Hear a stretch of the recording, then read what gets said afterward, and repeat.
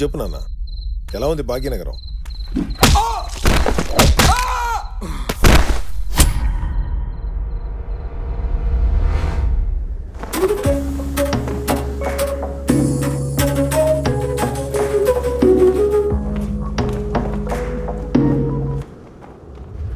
ఎదుటివాడి బలం స్వార్థమైతే నీ బలం నిస్వార్థం అవ్వాలి.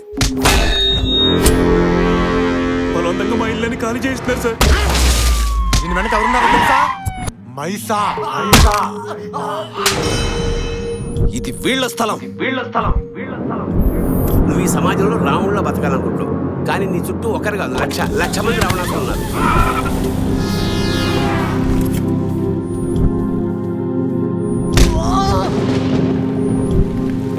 చుప్ సాలే చుప్. ఎవడ్రాడు? జానకిరామ్.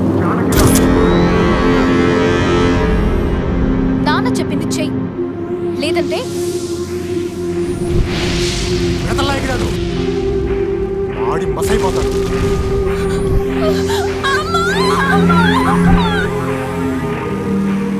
పోలీసు అయ్యండి మీరే తప్పు చేస్తే ఎలా సార్?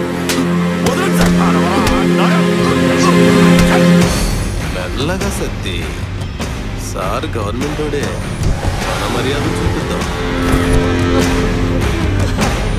మీరెందుకున్నారు పోలీస్ స్టేషన్లో? బాధ్యతగా ఉండేందుకు నన్ను అక్కడ ఉంచారు. కానీ ఒక్కసారి కలిసి నేను చెప్పేది విని చైత్ర. ఇంకా మనం కలిసి ఉండడం కష్టం రా.